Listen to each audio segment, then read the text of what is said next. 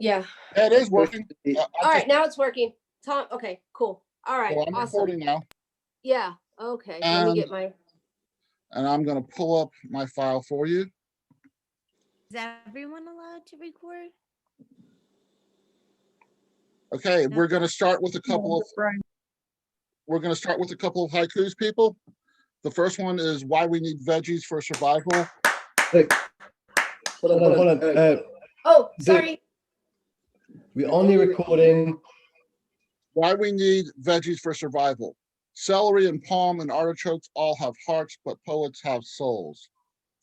Proof angels exist on earth. I know poetry has saved my life more than once, and it will again. A most honorable warrior's death. So many poetry people I know have said poetry has saved their lives. The same story is told in a million different voices around the world. Poets are warriors, poets are fighters, poets are Olympic pugilists. Our enemies, our nemesis, our sparring partners are simultaneously our mirrors and our pasts. Our present tense existences are fleeting moments in which we contemplate lives, decisions, relationships, families. Our words run through veins to hearts and through nerves to brains. We spit them out as poetry, exposing them to the elements, sending them to a glorious death, memorialized on page to be read both out loud and in silence, not only by us, but also others who have experienced pieces of our lives in their separate lives. Our epitaphs are their epitaphs. Our poetry is a graveyard that transforms death into life. Why we should be thankful for the existence of Hollywood squares. The reason I prefer gracias to thank you is not because I am a Sephardic Jew whose family escaped Spain to the Isle of Rhodes in Turkey during the Spanish Inquisition. It is not because my grandmother spoke Ladino, a dead form of Spanish from the 1400s, kept alive by Sephardic Jews for centuries. It is because thank you has that hard K that can take a gracious phrase in a sarcastic or mean direction. Thank you sounds like it was coined by the late Paul Lynde during an argument with Charles Nelson Riley over whose turn it was to occupy the center square. Gracias sounds like it is made of silk chiffon. Gracias dances across the tongue like a first dance waltz, expertly executed by a bride and groom who took 2 months of ballroom classes from Russian instructors and now glide across the dance floor like Fred and Ginger. When I say gracias, I hear the word grace. I speak a language I know few words of, yet is so universal in its grace and elegance. It also gave us de nada. You are welcome. The best museums in the world have no walls. While driving up Route 1 in Maine, I stopped at a rest area to stretch my legs. Its wildlife preserve campus encompassed a pond, wetlands, and walking trails. A weeping willow tree near the pond cried out to me. Yellow and black striped caterpillars held court in the cruxes where its trunk and branches met. They looked like fresh from the tube streams of acrylic paint and relief on tree bark, an abstract masterpiece from Mama Gaia herself, existing in untangled harmony, waiting to cocoon out of sight, then explode into butterflies and be displayed on the gallery wall that is the air everywhere. A random act. It was a cold, drizzly December Maine afternoon. Not cold enough for snow, not a strong enough rain to call it real rain. It had snowed an inch or three that morning, not enough to take out a shovel, easy enough to drive through. The type of snow that gets melted away by a couple or 4 hours of rain. I drove the 45-minute weekly road trip to wait 15 minutes to get in to enter Trader Joe's and exited with 2 bags.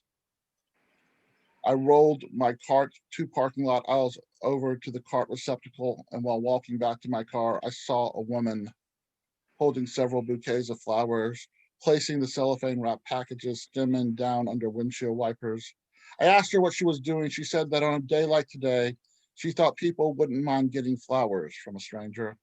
She extended her right arm toward me and offered me a bouquet. I hesitated to accept, but accepted. I suddenly felt flattered and thanked her. She smiled and responded, just a random act of kindness. I got in my car and inspected the carnations and chrysanthemums that looked like they were painted with melted Skittles. I began to giggle. I felt warm tears roll down my cheek. I grabbed a paper towel to wipe my tears and blow my nose and started laughing again. I heard my mother's spirit telling me that crying when happy is genetic. Suddenly, I could feel my father's arms stretched across my shoulders, giving me a gentle pat. My Uncle Sam was offering me a slice of gooseberry pie for breakfast and a shot of after-dinner aquavit. My Aunt Lila was explaining to me that Velveeta was a secret to a good pot of cheese grits. I think she would have approved of my version with Asiago, coconut milk, curry leaf, lime zest, and white pepper.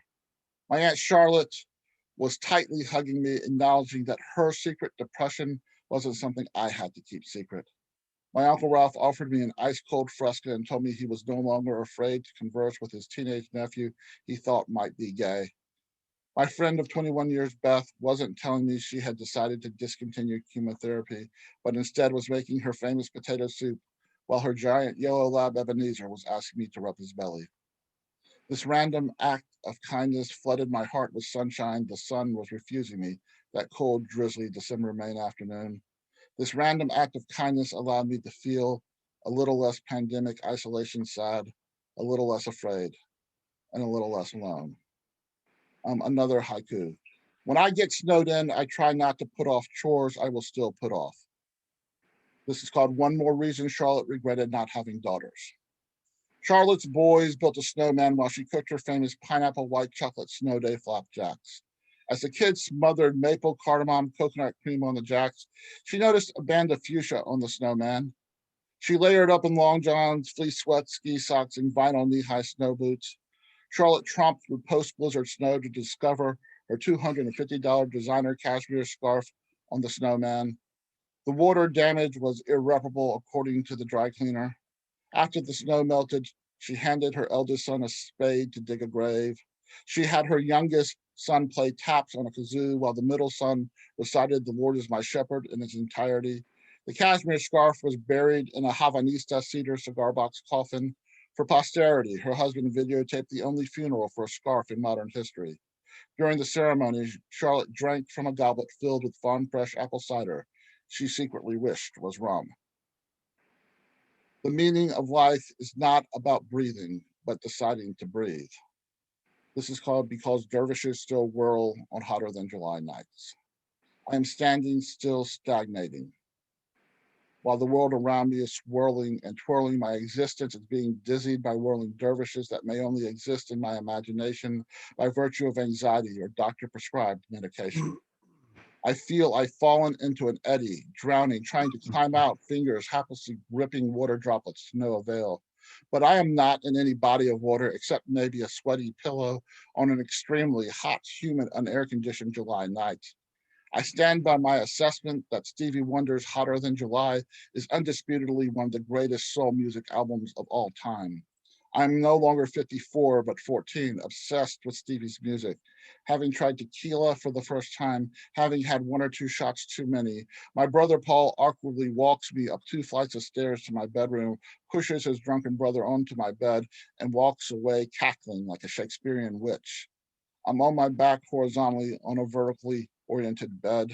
My brain tries to instruct me how to reorient my head to my pillow. The ceiling starts spinning relentlessly like a possessed Wheel of Fortune minus a smiling Vanna White. But this is just a memory of a middle-aged man living in self-imposed isolation in a pandemic who feels like tiny tornadoes follow him around, selectively sucking out any common sense or creativity left in his being from his brain through his ear sockets without lifting his substandard mass into the airborne eddies.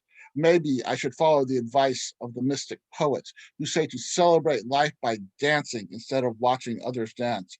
Become a whirling dervish in my own right, because the dervishes understand that we can understand. If we teach ourselves to whirl in twirls, we are not culturally appropriating, but we have learned by watching them how to not let life make us feel falsely dizzy. Our pandemic face masks, modern day third eyes. When people wear pandemic masks, their eyes are reborn. When people wear pandemic masks, their eyes speak volumes for their hidden, muffled mouths. Their eyes tell stories that expose unexposed truths. When people wear pandemic masks, The sun's glare etches its intentions into people's dispositions. They see strangers' souls in Crayola-colored irises that confound their sensibilities. When people wear pandemic masks, a simple wink sounds like an angry foot stomp. A pair of raised eyebrows feels like a 1-2 karate kick in the face. When people wear pandemic masks, they are transformed into mild-mannered luchadors. They pretend every day is not Halloween.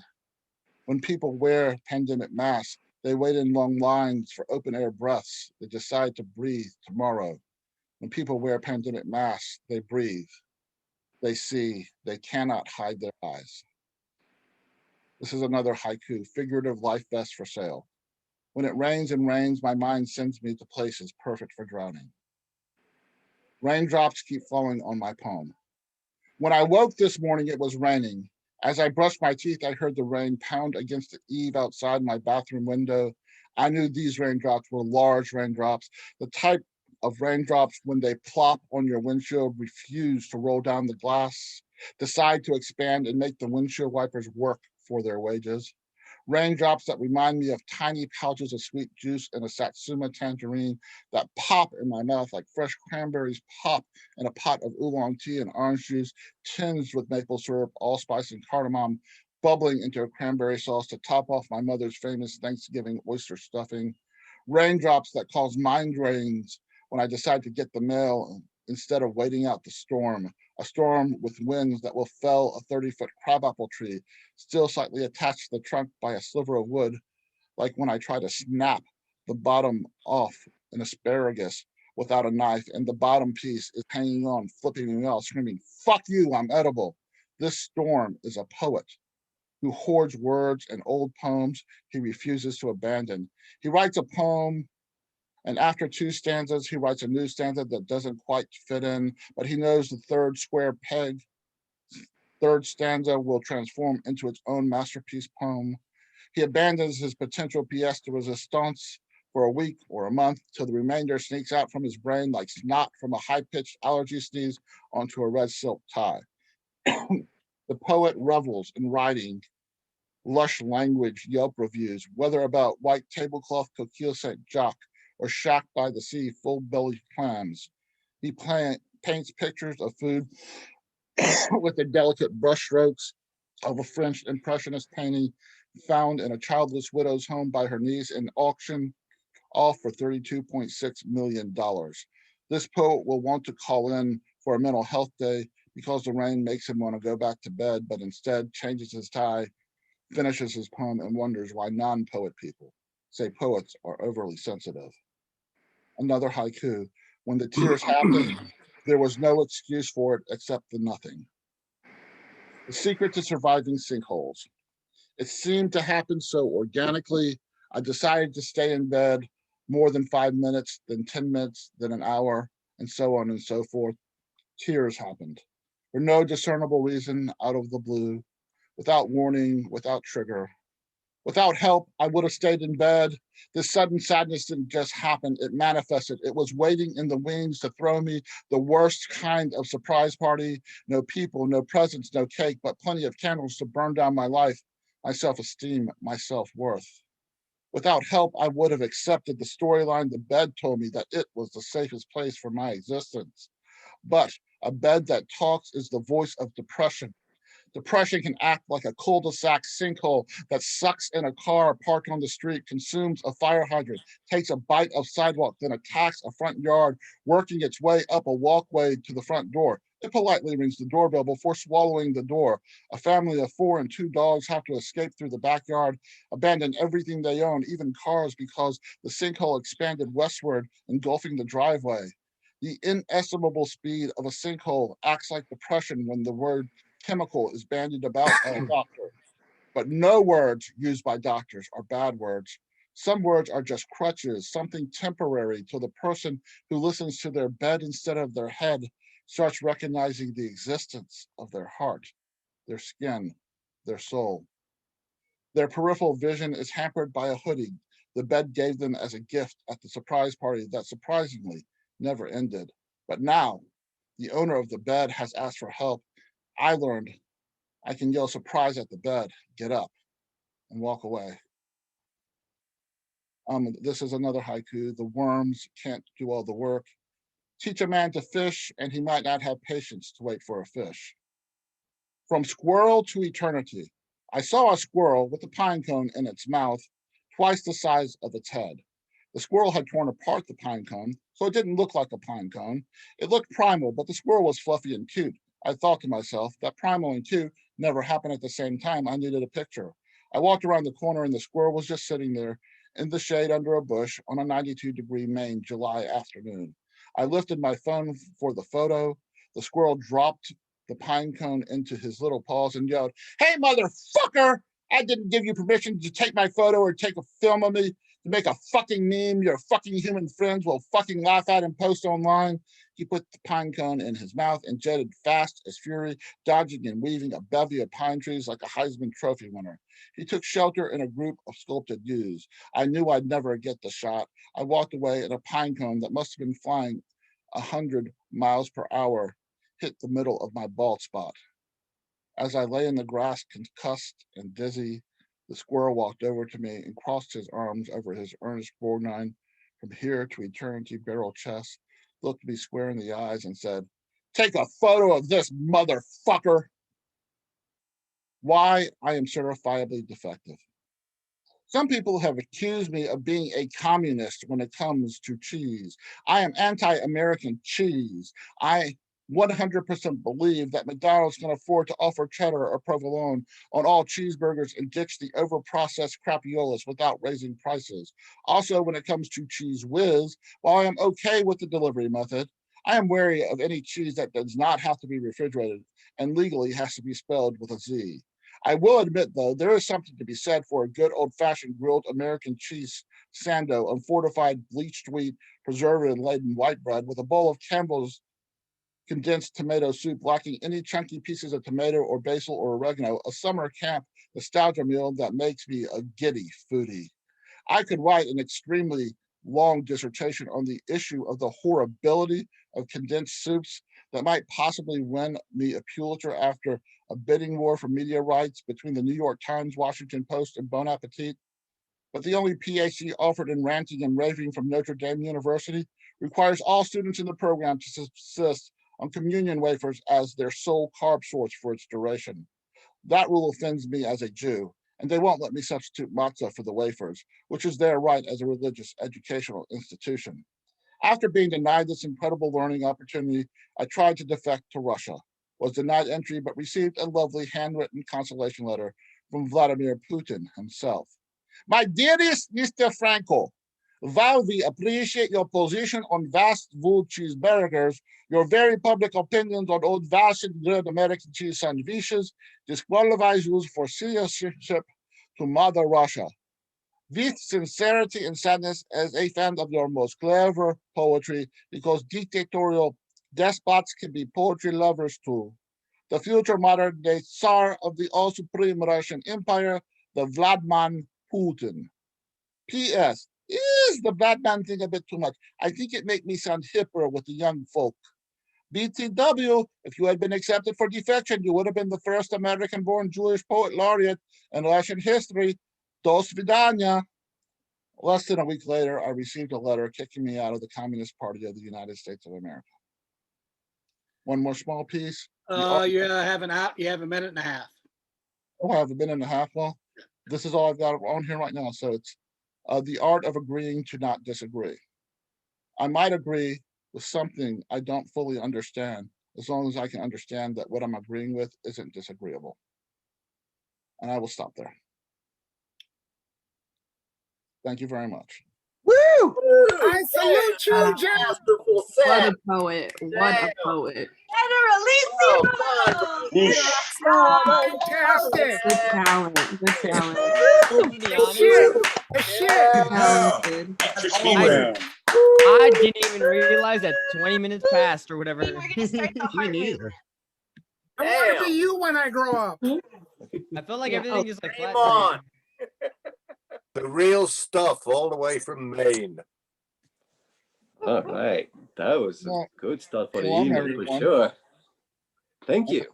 If so many of Good these work. people, like Leslie coming Constable soon. and and Margaret O'Regan get to read this evening. You will be so happy to hear them. Oh my Lord, they are special, special poets. I can't tell you. I'm so happy that they're up at 3 or 4 in the morning or whatever time it is right now over there. So it makes me happy. I couldn't do it. I could not do it. And you know, we've got Therese is here from New York, and Karen Scott is here. Mr. Sindler is here. Mr. George is here. My old friend from who used to live in Portland, Maine, Eddie is here, but he may not read anything.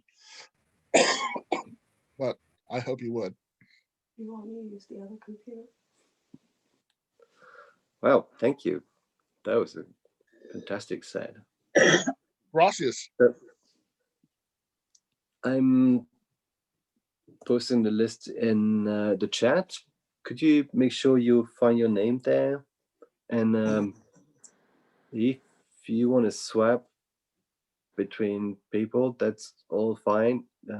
Like 5 minutes to do that. So it's like 7:44 here. So around 7:49, 7:50. No, We're gonna start it for real. How It's many? gonna- do How you many need to stop the minutes? recording, maybe? And sorry. How many minutes? Oh, it's still recording. Oh, it's still recorded. Could you stop the recording? Oh, I please? can. Yes.